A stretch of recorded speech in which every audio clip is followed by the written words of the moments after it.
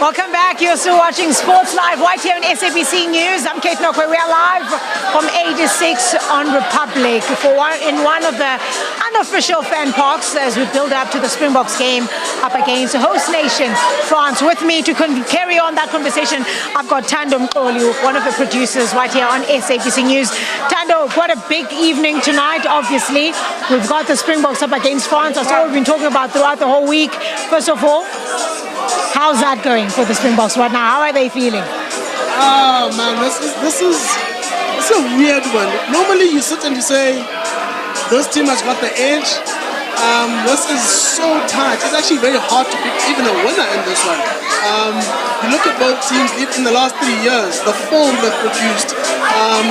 The quality of form also is important when you look at things like the kicking game of the French, the defense of the Springboks, which is getting tighter and tighter, the attacking game, which is another aspect that we never really associated the Springboks with, ball in hand, where we don't need a vanilla route to start our attack plays.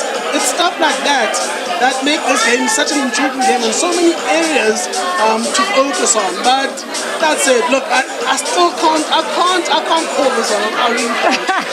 Luckily, I'm not going to put you in the spot, but what makes this French team so dangerous? They're a very adaptable team.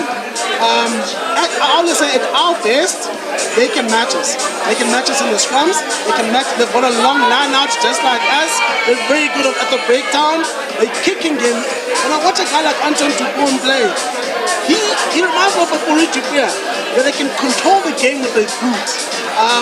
And also, another similarity that these guys have to us, they don't mind not having the ball. They'll kick it to you and say, run back at us. Yeah. That's how they can tell you, it's a dangerous thing against a team that can match you in every aspect. And also, the kicking for goals is spot on. It's really amazing how you lose it to point, but still you don't lose much in reliable players who have the ability to score points regularly. A lot of people are saying this team does not need to bring in an Anton to point and force him from injury. But still, he lifts this team. He's an X-factor player that carries a couple of players. The nerves will be hitting the French. The French will be sitting and looking at that stadium. It's an expectant stadium. They've made all these finals, but still they don't have a World Cup trophy. Yeah. That is the sad thing about a great rugby nation at that. Yeah. Where do you believe these points are going to come from in terms of from either team? Their attacking options, what do they have?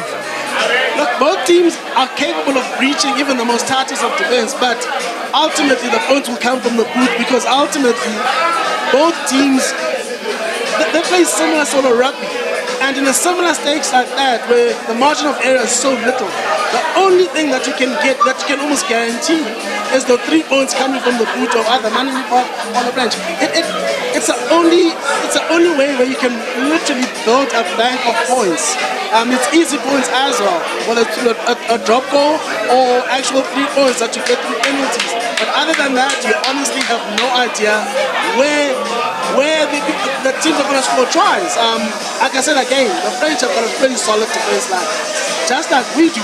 So if there's ever an opportunity, it has to be through penalties. You speak about fly half, Manili Bok, the choice to start ahead of Randburg. What do you make of that? I thought it was a sensible choice because if you bring in Randburg, you also need to think of bringing in a Billy LaRue because Billy gives you that extra option that on attack he gets the guys going a lot better than Randburg. And there's so many uncertainties about a Pollard. If you start with him, it could kill your momentum. Manili Bok in 8 matches, we've only lost 1 when he's played. Yeah. Why drop him? There isn't really a reason to drop him. Against the Irish, he missed 5 points from the team, which was a conversion and a penalty. Other than that, he was excellent. Tackling has been great. Running with ball in hand has been great. Kicking out of hand with both left and right feet, he's been great. So I don't know why.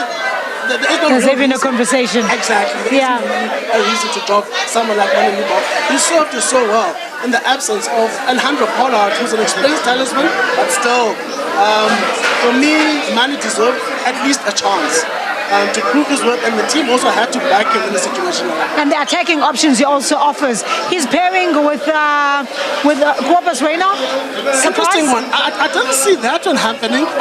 Despite the good form of Guabas Reina, I thought they'd go with the tried and tested like they've done in most areas. Like if you look at the Jasper Visa and Dwayne from Muno scenario, I thought they'd go that route, but they opted to go for 4. A 5 also gives us another kicking option when it comes on.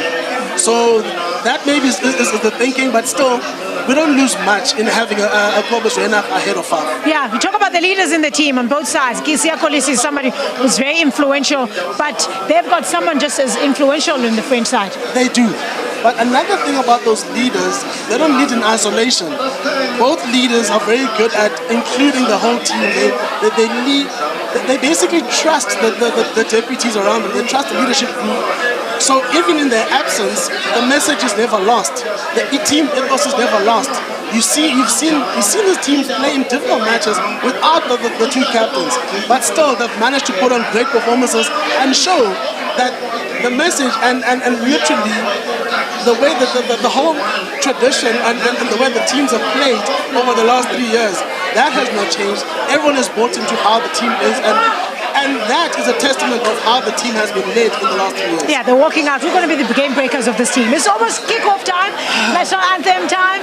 Who's going to be those key differences? The Springboks. We need to see the Springboks next week playing. For the tournament, the French would say they want to see the French staying, but I don't see that happening. They've taken the World Cup away from us. The least we can do is take away the trophy. Amen. Amen.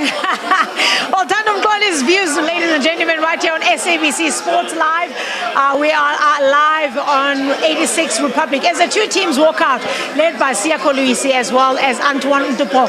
That is the world champions up against a host nation. I do not think there's ever been any game as big as this one. Maybe Ireland and New Zealand obviously will have something to say about that, but this is the one that you've been waiting for. This is a real World Cup right now, and that's where we're going to leave it from here, right here. From myself, Kate Nokwe, going to hand it back to you, Zai, in studio, and we'll say, go Boka. Thank you so much, Kate. Absolutely love the spirit, love the fanfare, and love the team. And hopefully all our energies can get there all the way to Paris as the Boks make their way out of the tunnel. Anthem's about to go off. Let me tell you, it's going to be incredible to bring you this match. It is going to be a do-or-die scenario when it comes to the Bokke right there on the French soil. Memory of the French teacher. Let's rally behind our Bokke. Let's show them the power of the Rainbow Nation. Let me tell you, Sports Live has been building up for this. This is the moment. It's big cheers. Let's stay safe. And I just have 2 words to end this show. Sports Live, the 15th of October. Go Bokke. Well, those were the 2 words. Go Bokke. We're all behind you right here in Mzansi, the Rainbow Nation. Our power, together with some Madiba magic, we can go so far as to defend this title in the best way possible. Be safe out there. And once again, we're right behind the boys in green and gold.